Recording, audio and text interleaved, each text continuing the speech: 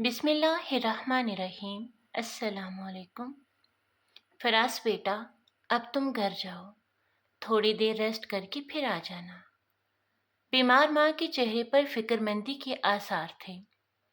بیٹا، جو 3 دن سے مسلسل ماں کے پاس تھا، ابھی تھوڑی دیر پہلے چھوٹے دونوں بہن بھائی آئے تھے تو ماں نے فراز سے کہا کہ وہ گھر چلا جائے۔ وہ تو نہیں جانا چاہتا تھا ماں کو اس حالت میں چھوڑ کر، مگر پھر ماں کے کہنے پر ہی راضی ہو گیا۔ وہ سارا راستہ یہی سوچتا رہا کہ ابا کو کم از کم ایک بار ہسپتال تو آنا چاہیے تھا نا، اماں کو دیکھنے۔ انہی سوچوں میں گھرا وہ جیسے ہی گھر کے اندر داخل ہوا، سامنے کا منظر دیکھ کر وہ شرم سے پانی پانی ہو گیا۔ سامنے ہی ابا ایک جوان عورت کے ساتھ نازیبا حالت میں۔ روبینہ اور ساجد کے 3 بچے تھے، بڑا فراز، اس سے چھوٹی نمرہ اور چھوٹا بیٹا جس کا نام شیراز تھا۔ ساجد شروع سے ہی لاپرواہ قسم کا تھا، کبھی کام ملا تو کر لیا، نہ ملا تو اسے کوئی فکر نہ ہوتی کہ گھر میں کچھ کھانے کے لیے بھی ہے یا نہیں۔ یہ سب فکریں روبینہ کے لیے ہی تھیں۔ وہ BA پاس تھی، محلے کے چھوٹے بچوں کو ٹیوشن پڑھا کر اور کچھ کپڑے سلائی کر کے اپنے بچوں کو تعلیم دلوا رہی تھی۔ جو ذمہ داریاں اور فکریں ساجد کی تھیں وہ روبینہ کے سر پر آ پڑی تھیں، مگر روبینہ بھی کمال حوصلے سے سب کچھ کر رہی تھی۔ ساجد کی دلچسپی روبینہ میں کم اور باہر کی عورتوں میں زیادہ تھی، اور اس کی اس عادت سے روبینہ اچھی طرح واقف تھی، مگر وہ سب کچھ خاموشی سے برداشت کر رہی تھی تاکہ گھر کے اندر کا ماحول خراب نہ ہو اور اس کا اثر بچوں پر نہ پڑے۔ تینوں بچے ہی پڑھائی میں بہت اچھے تھے۔ بڑا بیٹا فراز، جو ذہین ہونے کے ساتھ ساتھ سمجھدار بھی تھا، اپنی ماں کے دکھوں کو بخوبی سمجھتا تھا۔ وہ اپنی ماں کو وہ سب سکھ دینا چاہتا تھا۔ اس کا خواب ڈاکٹر بننا تھا۔ وہ دن رات محنت کر رہا تھا اور پارٹ ٹائم میں چھوٹے موٹے کام کر کے اپنا خرچ نکال لیتا تھا۔ FSC کے بعد اس نے باقاعدہ بچوں کے گھروں میں جا کر ٹیوشن پڑھانا شروع کر دی، جس سے 4 پیسے اضافی آنے لگے۔ اس کی ساری پڑھائی تو اسکالرشپ پر تھی۔ وہ جلد از جلد پڑھائی کر کے کچھ بننا چاہتا تھا تاکہ اپنی ماں اور چھوٹے بہن بھائی کو ایک اچھی زندگی دے سکے۔ مگر پچھلے کچھ دنوں سے روبینہ کی طبیعت کافی خراب رہنے لگی تھی۔ اس کی صحت دن بدن گرتی چلی گئی۔ جب فراز ایک دن زبردستی اسے ہسپتال لے کر گیا، چیک اپ کے بعد ڈاکٹر نے کچھ ٹیسٹ لکھ کر دیے جن کی رپورٹس چند دن بعد ملنی تھی۔ ساجد کا وقت پہلے ہی زیادہ تر گھر سے باہر گزرتا تھا، کام دھندا تو اس نے عرصہ پہلے ہی چھوڑ دیا تھا۔ اب اپنی ضرورتوں کے لیے بھی اسے روبینہ سے پیسے مانگنے پر کبھی شرم محسوس نہ ہوتی۔ اسے جب سے روبینہ کی بیماری کا پتہ چلا تھا، اب تو اکثر اس کی راتیں باہر ہی گزرتی۔ وہ کہاں جاتا تھا، گھر میں کسی نے یہ معلوم کرنے کی کوشش نہ کی۔ رپورٹس آئیں تو فراز یہ دیکھ کر بہت رنجیدہ ہوا کہ اس کی ماں کینسر جیسے موذی مرض میں مبتلا ہو چکی ہے۔ اس نے یہ خبر اپنی ماں سے مخفی رکھی تھی، مگر چھوٹے بہن بھائی جو کہ اب سمجھدار ہو چکے تھے، انہیں بتا دیا اور سمجھایا بھی کہ اس سچویشن میں ہم سب نے صبر اور حوصلے کا مظاہرہ کرنا ہے۔ انشاءاللہ ماں جلد صحت یاب ہو جائیں گی۔ یہی وقت تھا جب ساجد نے اپنے بچوں کی سب باتیں سن لی اور اس کے ذہن میں نہ جانے کیا تھا، مگر وہ کچھ سوچ کر خوش ہو گیا تھا، اور کیا سوچا تھا یہ تو آگے جا کر پتہ چلے گا۔ روبینہ کا علاج شروع ہو چکا تھا۔ فراز پر بہت سی ذمہ داریوں کا بوجھ آن پڑا تھا، اس کی مشکل ترین پڑھائی، ماں کی بیماری اور اخراجات بھی۔ روبینہ نے بیٹے کی پڑھائی اور بیٹی کے جہیز کے لیے کچھ رقم جمع کی تھی جو ابھی اس کے علاج پر لگ رہی تھی۔ وہ 3 دن سے ہسپتال تھی، مگر ساجد نے اس کی کوئی خبر نہ لی تھی، بلکہ وہ تو کہیں اور ہی مصروف تھا۔ اور کہاں مصروف تھا، یہ بات اس دن کھلی جب ساجد کے خیال سے گھر میں کوئی بھی نہ تھا۔ وہ اس عورت کے گرد اپنی باہیں پھیلائے اسے اپنے پورے گھر کی سیر کروا رہا تھا۔ یہاں ایک بات بتاتی چلوں کہ ساجد کا اپنا ذاتی گھر تھا جو اس کو وراثت میں ملا تھا۔ اس کے والد ایک مالدار آدمی تھے، مگر ساجد اکلوتا ہونے کی وجہ سے کافی بگڑ چکا تھا۔ اس نے وہ تمام دولت اپنی عیاشیوں میں گنوا دی تھی اور اب یہ صرف گھر ہی بچا تھا۔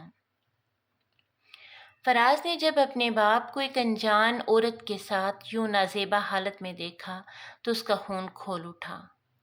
وہاں اس کی ماں زندگی اور موت کی کشمکش میں تھی، ادھر باپ رنگ رلیاں منا رہا تھا۔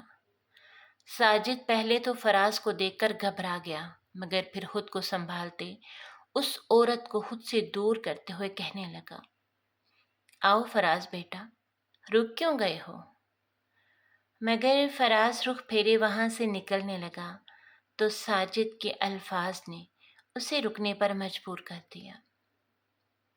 میں نے رخسار سے دوسری شادی کر لی ہے، اس نے رخسار اس عورت کی طرف اشارہ کرتے ہوئے کہا۔ اب تمہاری ماں کی زندگی کا کیا بھروسہ؟ اس کے بعد مجھے بھی تو کسی سہارے کی ضرورت تھی نا۔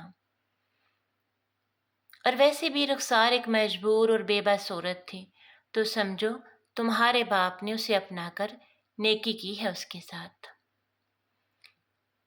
فراز کے لب بھن چکے تھے، مارے ضبط کے اس کا جسم کانپنے لگا، مگر اس کی تربیت ایسی نہ تھی کہ باپ سے سوال جواب کرتا۔ اس نے اپنے باپ کے پہلو میں کھڑی اس عورت کو دیکھا جو کہیں سے بھی مجبور اور لاچار تو ہرگز نہیں لگ رہی تھی۔ وہ اپنے کمرے میں چلا آیا جو ہسپتال سے گھر آرام کرنے آیا تھا، مگر یہاں آ کر اس کی نیند اڑ چکی تھی۔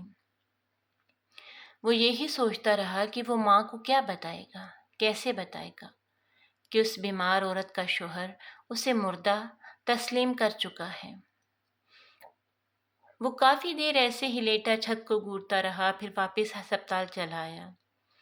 روبینہ سے یہ خبر بھی مخفی رکھی گئی تھی۔ 10-15 دن کے بعد اس کی حالت سنبھلی تو اسے کچھ دنوں کے لیے گھر بھیج دیا گیا۔ گھر پر اس کی غیر موجودگی میں کوئی اور عورت قابض ہو چکی تھی۔ روبینہ کمال حوصلے سے یہ بھی سہ گئی اور خود کو ایک کمرے تک ہی محدود رکھا۔ ساجد سے اسے کوئی اور امید بھی نہ تھی۔ ساجد نے گھر کا آدھا حصہ رخسار کے نام کر دیا تھا، جبکہ آدھا اپنے بچوں کے نام۔ روبینہ کا علاج جاری رہا۔ کینسر ابھی ابتدائی سٹیج پر تھا۔ وہ زندگی کی طرف لوٹنے لگی تھی۔ بچوں کی دعائیں اور اللہ کے حکم سے وہ کافی حد تک ٹھیک ہو چکی تھی۔ فراز بھی اپنی تعلیم کے آخری مراحل طے کرتا اپنی منزل کے قریب تھا۔ ان کے اچھے دن شروع ہو چکے تھے۔ فراز ایک ڈاکٹر بن چکا تھا، جبکہ دوسری طرف رخسار کچھ عرصہ تو ساجد کے ساتھ رہی، مگر مکان اپنے نام ہونے کے بعد اس کو بیچنے کی کوشش کرنے لگی۔ ساجد کی اسے کب پرواہ تھی؟ اسے تو مکان سے ملنے والی رقم چاہیے تھی، جس کا علم فراز کو تب ہوا جب کچھ لوگ اس مکان کو دیکھنے آئے تھے۔ ساجد نے آدھا حصہ الگ کر کے اس میں دیوار بنا دی تھی۔ ایک حصے میں ساجد اور رخسار رہتے تھے اور دوسرے حصے میں روبینہ اور اس کے بچے۔ فراز کو ہرگز یہ گوارا نہ تھا کہ کوئی اور اس کے مکان کو خریدتا، یوں اس نے اپنے ہی باپ کی جائیداد کو خرید لیا۔ رخسار پیسہ لے کر اپنا مقصد پورا ہوتے ہی ساجد کو چھوڑ گئی۔ ساجد کے لیے ایک بڑا دھچکا تھا، وہ بے گھر ہو کر رہ گیا۔ وہی بیوی بچے جنہیں وہ چھوڑ چکا تھا اب کس منہ سے ان کے پاس جاتا۔ کچھ دن تو یہاں وہاں خوار ہوتا، اب نہ تو وہ عمر تھی اور نہ ہی صحت۔ ایک دن ہسپتال سے واپس گھر آتے فراز نے اپنے باپ کو یوں فٹ پاتھ پر پڑے دیکھا تو اسے برداشت نہ ہوا کہ اس کا باپ بیٹوں کے ہوتے یوں لاوارث پڑا رہے، مگر یہ بات اسے بھولنا پڑی کہ انہوں نے باپ کے ہوتے ہوئے بھی یتیمی کی زندگی گزاری تھی۔